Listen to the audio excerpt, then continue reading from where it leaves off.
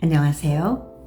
귀로 여는 세상 영심의 책방 가족 여러분 환영합니다.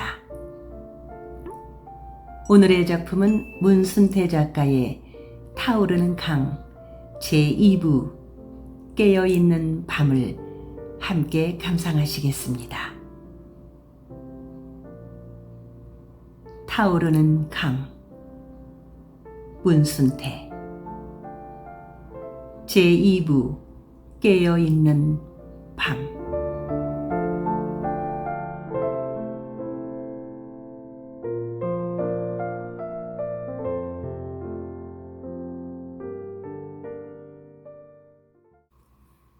너그 아버지 죽은 것을 보고도 치상하기가 싫어서 도망친 거여. 다시 코빼기를 내밀었다가는 다리모갱이를 작심 분질러 볼 거로구만. 대부리는 아버지의 죽음에도 눈꽃만큼도 슬퍼하는 기색이 없는 난초의 태도에 심통이 부글부글 끓어올랐다. 철없는 아이니 그러려니 하고 마음을 다독여 보았다가도 곰곰이 따져보면 난초는 너무나 어른스러운 데가 있었으며 그게 역겹도록 싫었다. 힘이 센 방석호가 봉파리 노인의 관을 지게에 지고 눈 속을 나섰다. 그는 관을 지고 객주집을 나서며 이놈의 영감 방석호 등에 엎여 저승길에 가니 호강하는구만. 하지만 유명한 줄끈을 지고 북망에 가는 내 기분도 괜찮네 하고 대부리를 보며 말했다. 관을 지고 앞서가는 방석호 뒤로 난초가 바짝 걷고 그 뒤에 대부리와 등짐꾼 너댓 사람이 삽과 괭이를 들고 따랐다. 해당화야 해당화야 명사심리 해당화야 넷꽃 친다 서로 말아 명월 3월 다시 오면 너는 다시 피련마는 우리 인생 한 번 가면 어찌 그리 꽃과 같이 다시 돋아날 줄 모르느냐. 괭이를 어깨에 메고 맨 뒤에 따라오던 갈퀴가 상여소리 대신 화초가를 불렀다. 화초가를 부르는 갈퀴의 목소리가 눈발에 실려 멀리 멀리 퍼졌다. 눈은 그치지 않고 드세어진 바람과 함께 휘뿌려 눈앞을 막았다. 나루터 모퉁이 잔솔밭에 봉파리 노인을 묻고 내려온 대부리는 치상하느라 고생한 사람들을 떼죽나무집으로 몰고 가서 취하도록 마셨다. 이상하게도 대부리는 아버지의 장례라도 치르고 난 것처럼 마음이 허전하고 무거웠다. 이마에 불도장이 찍힌 것을 늘 자랑하던 그의 할아버지를 금성산에 묻고 내려왔을 때보다 기분이 더 언짢았다. 대부리는 평생을 줄 위에서 살아온 줄꾼 봉파리 노인의 죽음을 겪고 나자 지나간 몇 달 동안 자신이 허랑방탕하게 살아왔던 것이 한갓 물거품처럼 헛되이 생각이 되어 괴롭기까지 하였다. 평생 줄 위에서 수많은 사람들을 웃기고 울리며 갈채를 받고 살아온 봉파리 노인의 죽음이 이렇듯 허무할진데 술이나 먹고 계집질이나 하며 사는 자신의 죽음은 얼마나 더 삭막할까 하는 것을 생각하니 바짝 정신이 드는 듯 싶기도 하였다. 그나저나 저 아이는 어쩔 텐가? 방석호가 보글보글 술국이 끓고 있는 화로 옆에 밤송이처럼 웅크리고 앉아있는 난초를 턱으로 가리키며 대부리에게 물었다. 형님이 수양딸로 키우실라요? 대부리가 웃으면서 반문했다. 애끼 징그러운 소리 마소. 장계도 안 간 놈이 딸이라니. 생긴 게 반반해서 키워놓으면 괜찮을 것이오. 대부리는 여전히 푸실푸실 웃으며 농담을 하였다. 술자리가 끝나자 대부리는 떼죽나무집 주모한테 당분간 난초를 좀 맡아달라고 부탁을 하였다. 주모는 두말 않고 난초를 맡겠다고 하였다. 이러고로 섣달이 되었다. 섣달이 되면서부터는 강바람이 드세어지고 대낮에도 찬바람이 살점을 도려내듯 추웠으나 눈발이 없어 세곡수검이 계속되었다. 대부리는 줄근 봉파리 노인의 죽음을 겪은 뒤로는 되도록 술도 삼가서 마시고 계집들과 어울리는 것도 멀리하였다. 논단이 보름달이 다른 사내들과 잠자리를 같이 해도 찍자를 부리지 않았다. 방석호는 그런 대부리를 보고 사람이 좀 맹근해진 것 같다고 하였다. 난초의 말대로 봉파리 노인이 죽던 날 밤 자취를 감췄던 잘생긴 젊은 악공이 치상한 보름쯤 뒤에 영산포에 나타났다.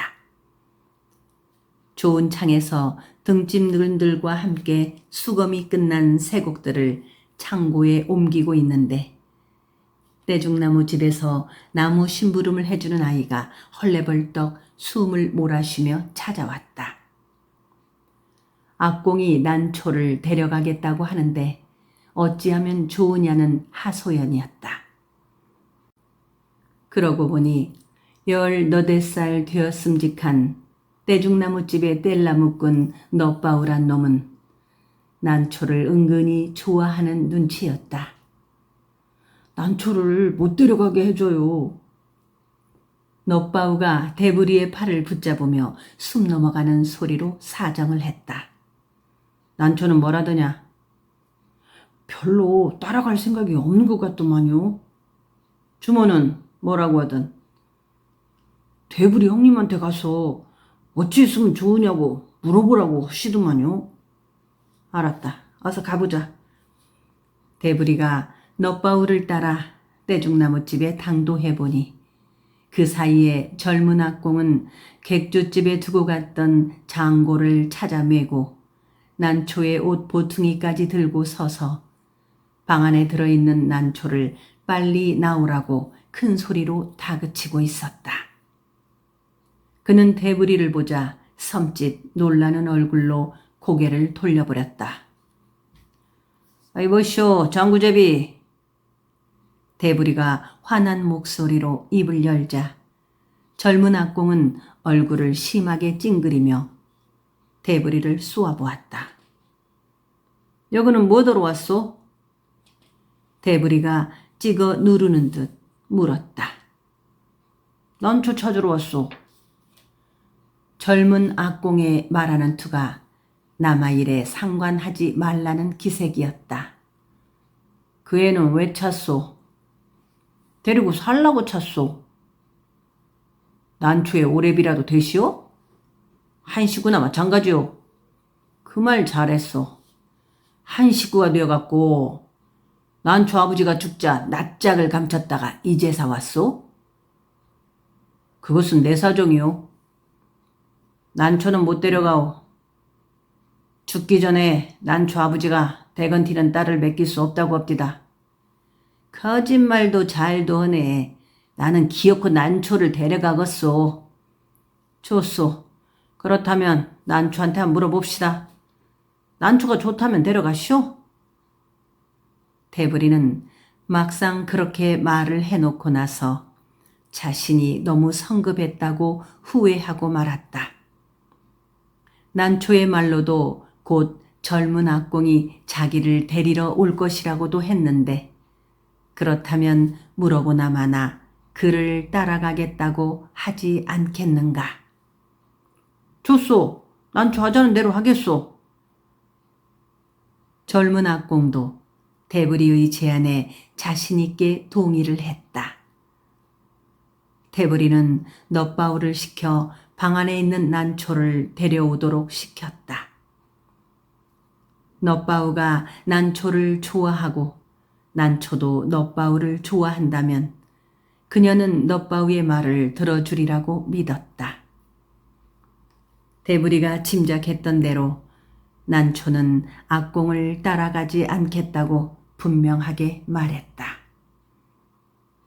악공은 맥이 풀려 장구를 메고 영산포를 떠났다. 대부리가 날이 저물었으니 하룻밤 묵고 떠나라고 했으나 그는 대부리의 말을 듣는 신용도 않고 나루터 쪽으로 가버렸다.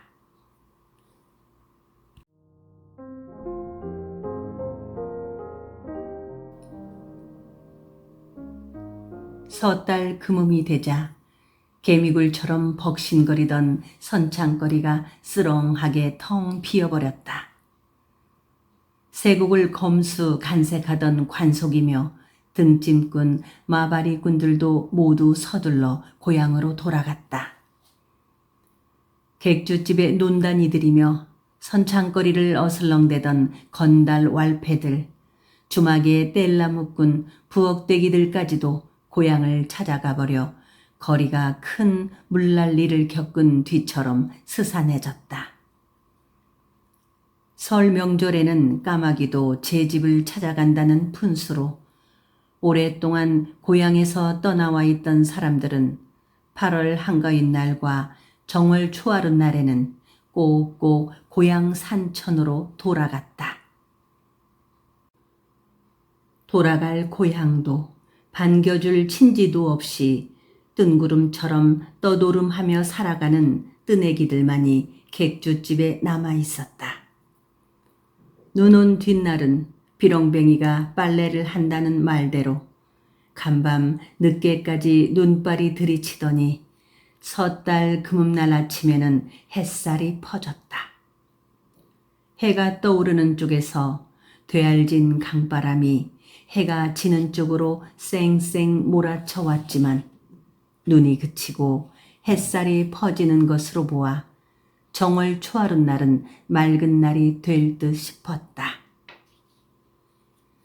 좋은 창을 지킬 고지기 몇 사람만 남겨두고 등짐꾼들까지 모두 고향으로 떠난 섣달 금음날 아침. 여태껏 객주집에 쩔쩔 끓는 방에서 몽그작거리며 남은 사람은 대부리와 방석호, 갈퀴 3사람뿐이었다. 자, 우리 설 쇠고 내년에 만나세. 갈 곳이 없어 객주집 방에서 설을 맞겠다던 방석호가 갑자기 떠날 준비를 하며 대부리한테 말했다. 어디 갈 데도 없으면서 그러지 말고 2분이서 새끼네 우리 집으로 가시자니까요. 대부리가 섣달 금음날 아침까지도 새끼네에 가지 못하고 있는 것은 방석호 때문이었다. 오갈 데 없는 방석호를 객주집에 남겨둔 채 혼자만 집으로 갈 수가 없었다. 갈 데가 있네. 방석호는 급하게 떠날 사람처럼 서두르며 말했다. 갈 데가 있다니 어디를 가시겠다는 거요? 종살이 하든지 상든지 왜? 아니 형님, 거기는 죽어도 안 가시겠다고 하시더니 어쩐 일이요? 방석호가 떠난다는 말을 듣고 찜찜한 표정으로 코딱지를 뜯어내고 있던 갈퀴가 마땅찮은 말투로 물었다. 옛날 상전한테 세배하러 가시려우? 방석호가 대답이 없자 갈퀴가 다시 물었다. 세배는 무슨 얼어 죽을 세배냐? 그렇다면 그 집에 못 하러 가요. 만나볼 여자가 있어. 여자요? 대부리가 놀라면서 반문을 했다. 방석호가 사람됨이 워낙 왁살스러워서 대부리는 여태껏 그가 여자들을 가깝게 끼고 도는 것을 보지 못했었는데 여자를 만나러 간다니 알다가도 모를 일이었다. 그동안 대부리는 방석호한테 논단이 하나를 붙여주려고 여러 차례 별러왔지만 한 번도 성사를 시키지 못했다. 방석호 혼자 잠들게 하여 그 방에 쓸만한 논단이를 들여놓고 방문 고리를 걸어버리기도 하였는데 다음 날 아침 그 논단이의 말로는 대추나무로 깎아서 만든 남자인지 원 아무리 엉겨붙어도 꼼짝도 않고 머리털 하나 건드리지 않더라는 거였다. 어떤 여자를 만나시겠다는 거요? 갈퀴가 물었다. 그는 방석호가 여자를 만나러 가겠다는 말을 믿지 않는 듯 묻고 난 뒤에도 킁 하고 콧방귀까지 뀌는 거였다. 그 집에 내가 몸을 망쳐놓은 큰애기가 있어. 방석호는 말을 하면서 대부리와 갈퀴의 얼굴을 번갈아 보았다. 큰애기가? 몸을 망쳤다니요? 대부리와 갈퀴가 거의 동시에 묻고 있었다. 내가 그 집에서 나오는 전날 밤이었구먼. 애기종 시절부터 그 집에서 살아오다가 막상 바깥 세상으로 나오려고 하니까 그 뭐랄까이 마음이 너무 허심하더란 말이요. 종문서 한 장 달랑 받고 그냥 조용히 나오려고 하니 심통도 나고 시원섭섭하기도 하고 그래서 일을 저질러 뿌렸어.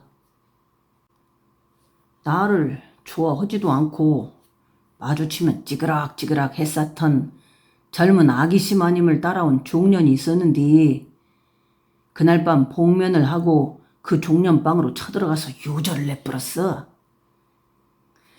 1년이 거지반 다 된 일이라 잊어 불고 있었는데 섣달 금음이 되니까 부질부질 생각이 나는구만. 어저께 밤에 잠이 안 와서 곰곰이 생각해 봤는데 사람이란 암만 해도 마음 붙일 집이 있어야겠다는 것을 알았네. 그래서 요번 참에 내려가서 그 종년이 속량을 했다면 좋거나 싫거나 끄집곤란해. 방석호는 이야기를 하고 나서 희미하게 웃어 보였다. 그러나 방석호의 그 이야기에 갈퀴가 갑자기 시무룩해졌다. 잘 생각하셨네요. 함께 오세요. 같이 오셔서 살림을 차려요. 그러시면 얼른 떠나셔야겠구만. 대부리도 그제야 마음이 홀가분해졌다. 그는 마음속으로 방석호가 그 큰애기를 데리고 와주었으면 하고 생각했다. 방석호가 방에서 나가자 잠시 시무룩하게 앉아있던 갈퀴도 혼자 객주집에 뒹굴고 있는 것보다 옛날 상전집이라도 갔다 오겠다고 하였다. 방석호와 갈퀴가 각각 선창에서 떠나자 대부리는 떼죽나무집으로 가서 난초를 만나보았다. 난초를 좋아하는 뗄나무꾼 넛바우가 선창에서 두어 마정 떨어진 자기 집으로 가면서 데리고 가려고 하였으나 한사코 안 가겠다고 남았다. 술손님 하나 없는 널따란 술청에 화롯불을 보듬고 앉아있던 난초는 대부리를 보자 버릇처럼 방긋 웃었다. 대부리가 자기 집에 같이 가서 설을 쇠자고 하였더니 깨끗하게 빨아서 말려둔 흰 무명수건을 목에 감으며 좋아라고 따라 나셨다. 대부리는 난초한테 왜 넛바우 집으로 가지 않았느냐고 물어보았다. 난초는 부끄러워서 가지 않았노라고 대답했다. 대부리가 보기에 난초는 아버지가 살아있을 때보다 성격이 훨씬 밝아진 듯 싶었다. 처음에 난초는 누구를 보고 웃거나 먼저 말을 걸어오지도 않았었는데 떼죽나무집 술청에서 잔심부름을 하기 시작하면서부터는 대부리를 보고도 방싯방싯 웃고 이야기도 잘했다. 너 떼죽나무집에 있는 것이 좋냐? 주막을 나오면서 넌지시 물어보았더니 사람들이 너무 많아서 싫구만요. 하고 분명하게 말했다. 그렇다면 젊은 악공을 따라가지 않고 왜 여기에 있겠다고 그랬냐?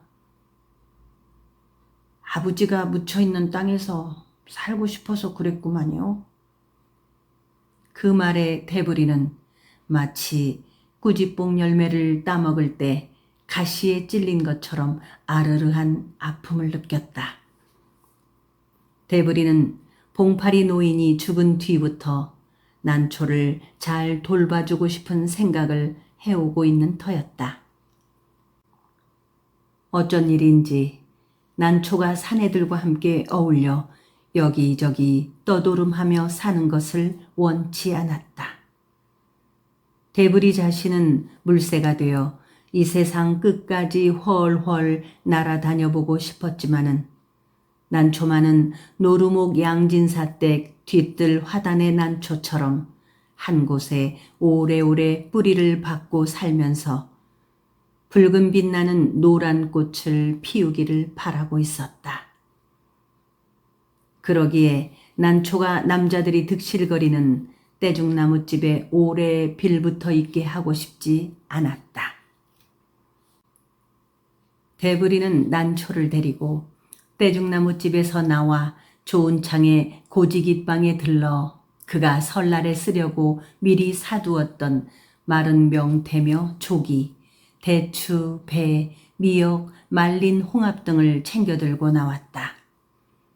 그는 이틀 전에 새끼네 집에 등짐꾼을 시켜 쌀 한 가마니를 미리 보냈다. 속량을 한 뒤로 상전한테서 떨어져 나와 처음 맞는 설에 쓸 반찬거리를 사들고 집으로 돌아가는 대부리의 마음은 이상하게 들떠 있었다. 그는 특별히 형수와 말바우 어미한테 줄 비단 저고리 한 감씩을 떠서 따로 싸들었다. 점심때 못 미쳐 새끼네에 당도하자 말바운의 주막에는 마을 안악들이 모두 모여 있었다. 대부리가 미리 보내준 쌀로 쑥떡을 빚고 있는 중이었다. 술청 옆 도락에서 떡을 치고 있던 웅보가 대부리를 보자 떡매를 힘껏 치켜 올리다 말고 허리를 펴며 반가운 얼굴로 맞았다.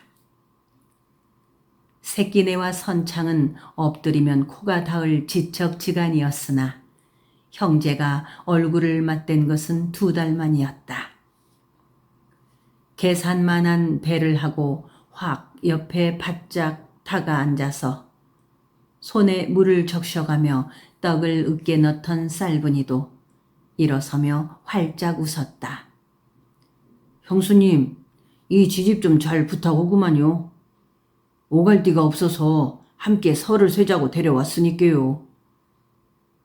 마을 안악들과 형님 내외가 난초를 눈여겨보는 것 같기에 대부리가 큰 소리로 말해주었다.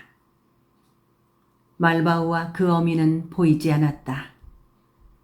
대부리가 말바운의 큰 방과 집안을 둘레둘레 돌아보자 눈치 빠른 쌀분이가 말바우랑 말바우 어미는 친정으로 설세로 갔당만요 하고 말했다. 대부리는 선창에서 사온 반찬 보따리를 쌀분이한테 건네주고 나서 웅부한테서 떡매를 받아들었다. 그는 갑자기 떡을 치고 싶었다. 양진사 집에 살면서도 명절이나 잔칫날에는 대부리가 도맡아서 떡을 치곤 했었다. 떡 치는 소리가 퍽퍽 새끼네 마을을 흔들었다. 오랜만에 떡 치는 것을 보려고 새끼네 마을 아이들이 말바운의 주막으로 몰려들었다. 아이들뿐만이 아니고 남자 어른들까지 코를 킁킁거리며 여들없이 푸실푸실 웃으며 몰려와서는 서로 다투어 떡매를 빼앗으려고 하였다. 새끼네 쌈자들이 돌아가면서 한 번씩 떡매를 바꿔주고 힘껏 떡을 쳤다. 허이, 떡매를 잡아본 지가 얼마만인가? 대부리 덕분이요. 우리 떡만 생김사 내년에는 집집마다 떡 치는 소리가 계산을 울릴 거요. 첫 농사를 짓기 전에 돌하고 떡매부터 장만해야겠구만. 쑥떡도 좋지만 인절미도 좀 해야지. 아몬, 인절미에 조청을 찍어 먹어야 설이 새는 것 같은겨. 배부른 소리 말어. 조청이 어디가 있어. 쑥떡이라도 많이만 있음사. 소금을 찍어 먹어도 좋겠어. 그래도 종놈들이라는 게 부잣집 음식을 먹어본 간함이 있어서 입맛 하나는 일품이로구만. 아몬, 잘 먹고 살았지. 종놈 소리는 들었어도 말이여. 이 사람 다시 종놈이 되고 싶은겨? 말이 그렇지. 배가 고파도 시방이 좋아. 새끼네 남자들은 번갈아 떡매를 잡아보며 한마디씩 하였다. 쑥떡을 버무리고 떡국을 쑤어 먹을 흰떡도 빚었다. 아무리 가난해도 흰 떡국을 먹어야 나이를 한 살 더 먹는 게 되었다.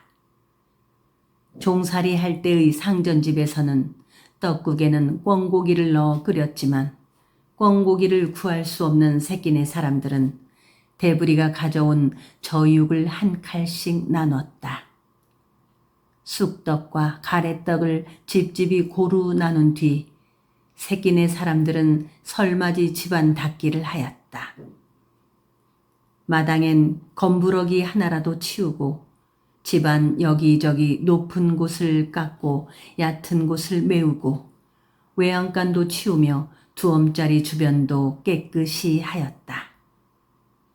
설맞이 집안 닦기를 잘해야 묵은 해 잡귀와 애기 물러간다고 믿고 있었기 때문이었다. 대부리도 웅보 형과 함께 집안을 깨끗이 치웠다. 웅보는 얼마 전에 노루목 안방 마님이 대부리 편에 보낸 돈으로 암송아지를 한 마리 들여놓았다. 이 쇠양치가 무럭무럭 커사 쟁기질을 할 것인디. 웅부는 새로 지은 외양간을 치우며 말했다. 대부리도 생각에 송아지를 산 것은 참 잘한 것 같았다. 송아지 우는 소리가 들리고 인저는 새끼네도 사람 사는 동네 같구만. 대부리가 형을 보며 말하자. 저 소양치가 새끼를 낳을 텐께 몇 년만 지나면 새끼네가 욱신욱신 하도록 소름 소리가 날 거다. 하고 웅보가 자랑스럽게 말했다. 웅보는 또 아직 일구어 먹을 밭 한 떼기도 없으면서 집 모퉁이에 두엄짜리를 만들고 외양간에서 나온 거름이며 여름에 틈틈이 뜯은 풀을 모아 두엄을 노젓가리만하게 쳐 올려 놓았다. 설맞이 집안 닦기가 끝나자 나이 많은 어른들을 찾아다니며 구세배를 하였다. 구세배는 원래 가까운 친척들끼리만 하는 것이었으나 새끼네 사람들은 기실 친척보다도 더 가까웠기 때문에 밤늦도록까지 관솔불을 밝혀들고 묵은 세배를 하였다. 세찬이며 설빔을 장만할 것도 없이 가난한 새끼네 사람들이었지만은 묵은 한 해를 보내고 새해를 맞을 정성들은 대단했다. 그들은 집집이 방이며 뜰, 부엌, 헛간, 측간 할 것 없이 집안 구석구석에 불을 밝혀놓고 수세를 했다. 불 하나만은 그들이 마음 놓고 밝힐 수가 있었기 때문에 집집마다 여기저기에 불을 밝힌 새끼네 마을의 섣달 금음날 밤은 횃불 싸움을 하는 강변보다 더 휴황했다. 섣달 금음날 밤에 불을 밝혀야 잡귀가 침입하지 않는다고 하였다. 쌀분이는 부엌의 부뚜막 소 뒤에도 조왕신을 위해 불을 밝혔다. 부엌의 기륭을 맡은 조왕신은 매년 섣달 25날의 말미를 받아 천재에게 가서 자기네 집에서 1년 동안에 있었던 일을 죄에 아뢰고 금음날에 다시 제자리로 돌아온다고 하였다. 섣달 금음날 밤에 잠을 자면 눈썹이 휘어진다고 하여 밤새도록 윷놀이를 하였다. 잠자는 아이가 있으면 눈썹에 백분을 붙여놓고 설날 아침에 눈썹이 휘어졌다고 놀려대기도 하였다. 새벽이 되자 새끼네도 조리장수들이 찾아왔다. 새벽부터 복조리 사라고 외쳐대는 소리가 새끼네 고산마다에서 들려왔다. 새끼네 사람들은 자기들 마을에도 조리장수가 찾아와 준 것이 반가워 없는 돈에도 복조리를 하나씩 사주었다. 그들은 복조리를 사주며 내년에는 더 많이 사줄 테니 꼭 다시 와달라고 당부까지 했다. 새해 설날은 돼지날이라고 했다. 설날이 털 있는 짐승날이니 틀림없이 풍년이 들 것이라고들 하였다. 그들은 오래전부터 쥐, 소, 호랑이, 말, 염, 소, 원숭이, 닭, 개, 돼지 등 털 있는 짐승의 날이든 설날의 새해에는 풍년이 들고 용, 뱀 날이든 새해에는 흉년이 든다고 믿어왔다. 내년에는 꼭 부모님하고 같이 설을 쇠야 할 텐데. 해 뜨기 전에 떡국을 먹으면서 웅보가 말했다. 그러면서 그는 대부리한테 서둘러 노루묵으로 세배를 가자고 하였다. 떡국을 먹고 옷을 갈아입은 그들 형제는 새끼네 어른 몇 사람을 찾아 세배를 하고 더 서둘러 노루묵으로 떠났다. 새끼네의 다른 남자들도 아침 일찍 해 뜨기 전에 마을 세배를 마치고 옛날 그들이 모셔왔던 상전들이 사는 곳으로 길을 떠났다. 대부분 그곳에 부모의 묘가 있었기에 부모 산소에 성묘를 하고 상전들을 찾아 세배를 하기 위해서였다. 나루터에 이르러 보니 성묘객들과 세배꾼들이 먼저 나룻배를 타려고 아우성이었다. 웅부와 대부리는 차가운 정월 초하룻 날 아침의 햇살이 바람과 씨름하듯 물 위에 곤두박질 치며 거친 물비늘을 일으키는 강물을 바라보면서 강을 건널 차례가 오기를 기다렸다.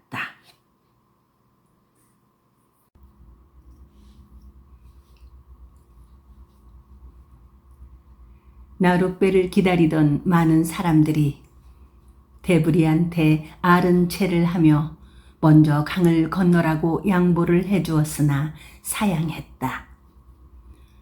선창 사람들은 말할 나위도 없으려니와 선창 가까운 마을 사람들은 거의 대부리를 알고 있었다. 그가 좋은 창에 나간 지 2달 남짓 동안에 그렇게 변한 것이었다. 우선 장사를 하고 있는 선창 사람들은 대부리가 방석호의 행티 사나움을 막아준 것에 고마워하고 있는 것이었다.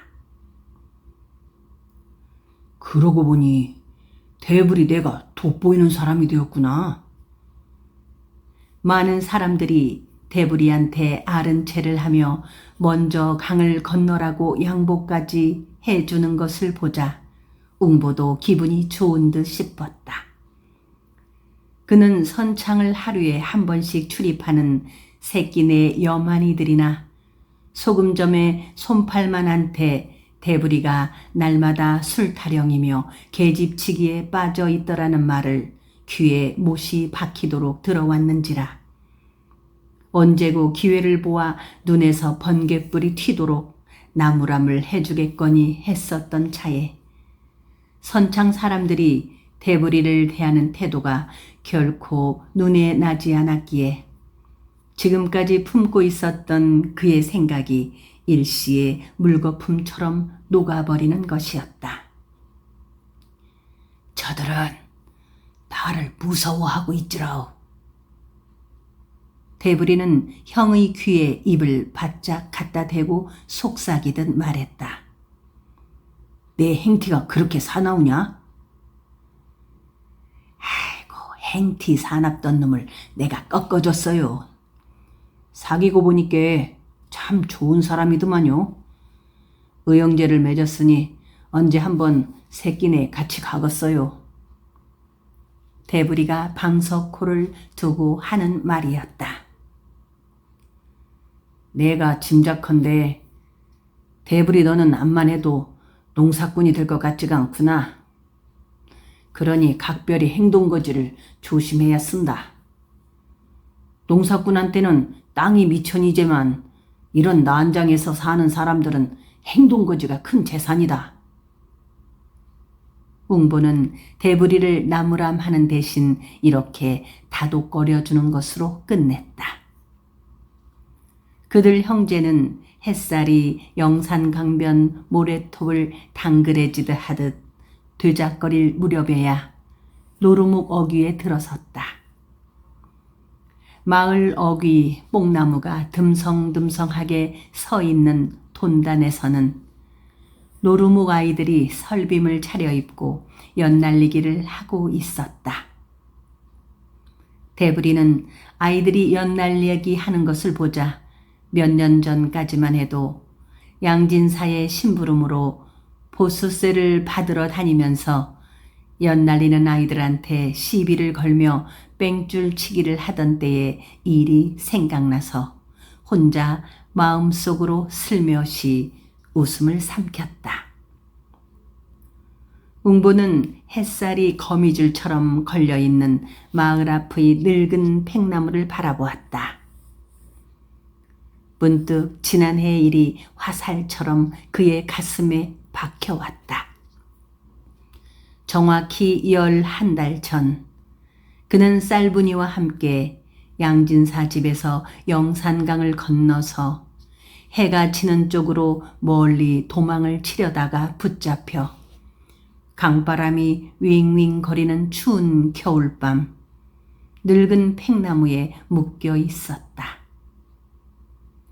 팽나무에 묶인 채 추운 밤을 넘기면서 그는 처음으로 영산강이 우는 소리를 들었었다. 그리고 아침에는 그의 등골을 쪼아대는 듯한 까마귀 떼 울음소리를 들었다.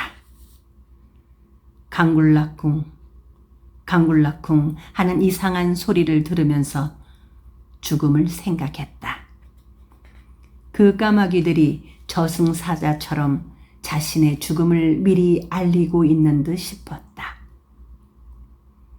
아들이 얼어 죽지 않도록 팽나무 밑동에 쪼그리고 앉아서 불을 피우고 밤을 새운 그의 어머니가 양진사가 웅보의 할아버지처럼 이마에 불도장을 찍게 할지도 모른다는 말을 했을 때 웅보는 차라리 그렇게 되기를 마음속으로 빌었다.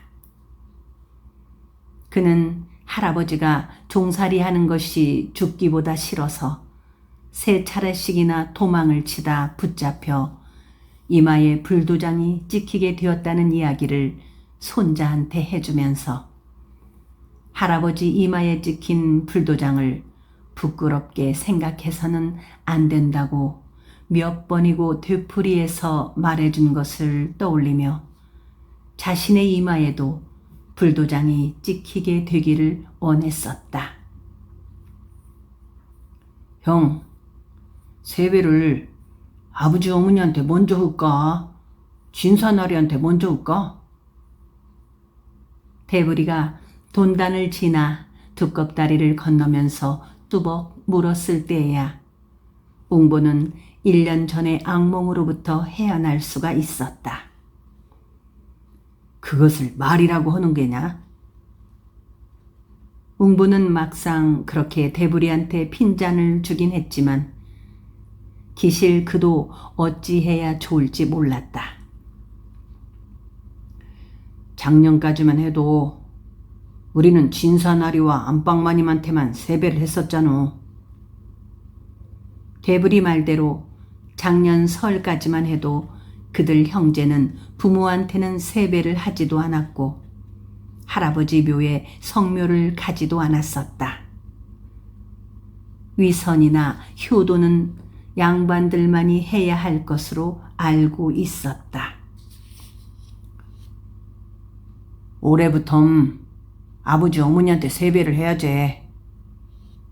웅보는 마음속으로 그렇게 결정을 해버렸다. 진사나리께서 알았다가라 벼락을 치면 어쩌제? 대부리가 걱정이 되어 반문했다. 이제는 우리가 진사나리한테 매인 몸이 아니기 땜시 우리 마음대로 하는겨.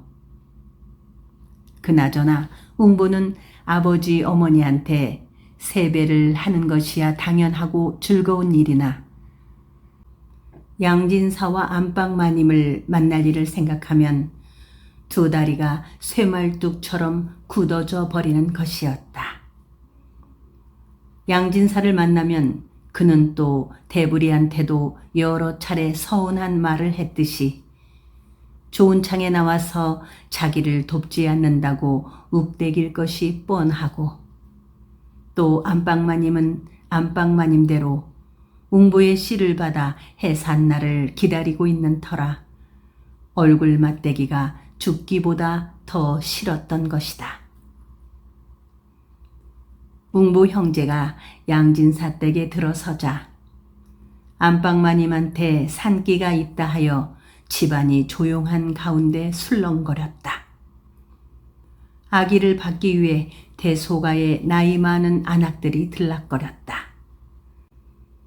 하인들은 물을 끓이고 웬 새끼줄을 꼬고 아들을 낳기를 바라고 미리 고추를 준비하느라 바빴다. 웅부와 대부리는 행랑채 문간방으로 들어가 아버지 어머니가 오기만을 기다렸다. 대부리가 한사코 사랑채로 나가보자고 하였으나 아버지 어머니가 들어올 때까지 꼼짝 말고 앉아서 기다리자고 하며 붙잡아 앉혔다. 한나절이 훨씬 지나서야 어머니가 안채에서 해산 뒷바라지를 하다가 잠시 행랑채 문간방에 들어왔는데 그때 대부리는 코를 골고 잠들어 있었다. 웅부 어머니는 두 아들을 보자 설날인데 왜 이렇게 늦게 왔느냐고 나무람을 하였고 웅부는 일찍 왔으나 방 안에서 부모님을 기다리고 있는 중이라고 말했다. 어머니는 이제 막 안방마님이 옥동자를 낳았다고 하면서 두 아들에게 사랑채에 나가 진사나리한테 세배를 올리라고 다그쳤다.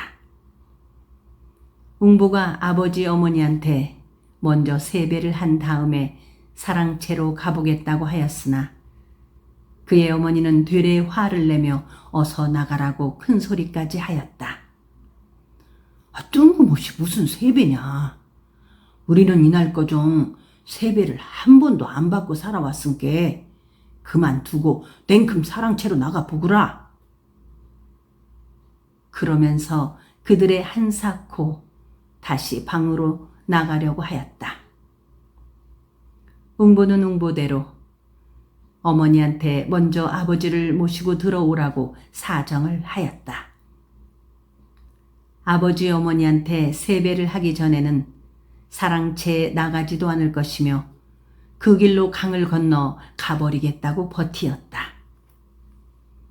그들의 어머니는 웅보의 꼬장꼬장한 고집을 꺾을 수 없다는 것을 알고 알아들을 수 없게 구시렁거리면서 밖으로 나갔고 잠시 후에 아버지를 앞세우고 들어왔다. 아버지 역시 세배를 받지 않겠다고 하였으나 두 아들이 어깨를 찍어 누르다시피 하여 아랫목에 아버지 어머니를 나란히 앉게 하여 난생 처음으로 그들을 낳아준 부모한테 세배를 하였다. 아들들한테 처음으로 세배를 받은 장소에는 어색한지 큼큼 헛기침을 여러 차례 토했고 그들의 어머니는 눈물을 질금거리기까지 하였다.